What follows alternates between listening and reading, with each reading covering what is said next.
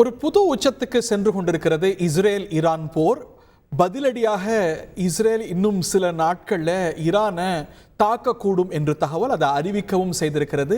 எண்ணெய் கிணறுகள், ஈரானில் இருக்கக்கூடிய எண்ணெய் கிணறுகள் குறிவைக்கப்படலாம், அல்ல ஈரானில் இருக்கக்கூடிய நியூக்ளியர் ஃபெசிலிட்டி கூட குறிவைக்கப்படலாம் அப்படிங்கிற கணிப்புகள் இருக்கின்றன. நம்மோடு பொருளாதார நிபுணர் திரு நாகப்பன் இணைந்திருக்கிறார். இந்த பாதையில், இந்த உச்சத்தில் இந்த போர் செல்லும் பொழுது என்ன மாதிரியான பொருளாதார தாக்கத்தை நாம் எல்லாம் சந்திக்க நேரிடும்? What are the implications? முதல்ல எடுத்துட்டோம்னா பாதுகாப்பு இது ஒரு மிகப்பெரிய பிரச்சனையா இருக்கும். இது வளர்ந்துடாம மற்ற நாடுகளுக்கு ஸ்ப்ரெட் ஆயிடாம இருக்கணும். அது ரொம்ப நடக்க ஆரம்பிச்சிருக்கிறதான் தெரியுது. பார்த்தேன் இதனுடைய தாக்கம் கச்சா எண்ணெய் அதனுடைய விலையில நேற்று இந்த தகவல் வெளியான உடனேயே கச்சா எண்ணெயுடைய விலை கணிப்பான ஏற்றத்தை சந்தித்தது. அதற்கு பிறகு அந்த தொடர் ஏற்றத்துலதான் கச்சா எண்ணெயினுடைய விலை இருக்கு. $85 இருந்து 65 வரை அந்த 65 இருந்து இப்ப திரும்ப 73 74 அதை நோக்கி போயிட்டு இருக்குது. இது நமக்கு கரண்ட் அக்கவுண்ட் டெபிசிட் குறித்த புள்ளி விவரங்கள்லாம் நேற்று முந்தா நாள் வெளியானது திங்களன்று. அதுல ஏற்கனவே நமக்கு ட்ரேட் டெபிசிட் இருக்கிறத பத்தி சொல்லி இருக்காங்க. இது இன்னும் வைடன் ஆகிறதுக்கான வாய்ப்புகள் அதிகமா இருக்கு.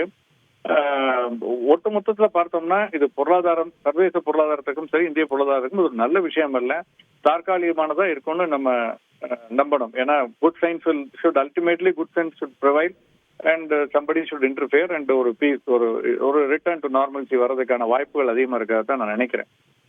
இது ஒரு எண்ணெய் கிணறுகள்லாம் தாக்கப்பட்டா சர்வதேச ஆயில் எக்கானமி எப்படி பாதிக்கப்படும்? நம்ம எந்த அளவுக்கு ஈரான்ல இருந்து எனர்ஜியை டிபெண்டா இருக்கும்? நிச்சயமா இது பெரிய அளவுல பாதிக்கும். ஏன்னா ரூபாய் வர்த்தகம் அப்படிங்கறதுல நம்ம ரஷ்யாவோடையும் பண்றோம், ஈரானோடையும் பண்ணிட்டு இருக்கோம். அதனால நமக்கு விலை மட்டுமல்ல, கரன்சிலையும் நமக்கு சில சலுகைகள் அதுல இருக்குது. அந்த மாதிரி நடக்கும் பொழுது நிச்சயமாக நமக்கு அது பாதிக்கப்படும். ஏற்கனவே ரெட் சி ப்ராப்ளம் வேற இருக்குது. இப்போ ஏற்றுமதி துறையில இருக்கவங்க, இறக்குமதி துறையில இருக்கவங்க கப்பல் அந்த போக்குவரத்துக்கு நார்மலா கொடுக்க வேண்டியதை விட மிக அதிகமாக கொடுத்துட்டு இருக்காங்க. இப்ப இன்னும் கூட அதிகமாக கொடுக்க வேண்டி வரும். இந்த காரணங்களால் கண்டெய்னர் அவைலபிலிட்டி மிஸ்மேட்ச், இறக்குமதிக்கும் ஏற்றுமதிக்கும் இடையில இருக்கக்கூடிய மிஸ்மேட்ச்னால கண்டெய்னர் அவைலபிலிட்டி, இந்த மாதிரி விஷயங்கள் இது இன்னும் ஒரு நாட்களுக்குள்ள சரி செய்யப்படலைன்னா இது அதிகமா தொடர்வதற்கான வாய்ப்பு இருக்கு. அப்ப இது பாதிக்கப்படும். ரஷ்யாவுக்கும் உக்ரைனுக்கும் இடையில இருந்த ஒரு பிரச்சனை மாதிரி கிடையாது. இது ஒரு உலகத்தினுடைய கழுத்தை பிடிச்சு நெரிக்கிற மாதிரி அந்த மாதிரியான ஒரு இடத்துல நிகழக்கூடிய ஒரு இடம், ஒரு பிரச்சனை. அதனால இதனது பொருளாதார தாக்கம், இந்த போர் தீவிரமடைந்தால், இஸ்ரேல் ஈரான் மோதிக்கொண்டால், யுக்ரைன் ரஷ்யா வாரோட எக்கனாமிக் இம்ப்ளிகேஷன்ஸ், அதனது பொருளாதார விளைவுகள் அப்படிங்கிறது அதிகமா இருக்கும். நிச்சயமாக அப்படித்தான் நான் நினைக்கிறேன், அதிகமா இருக்கும். செய்திகளை உடனுக்குடன் தெரிந்து கொள்ள உடனே சப்ஸ்கிரைப் பண்ணுங்க.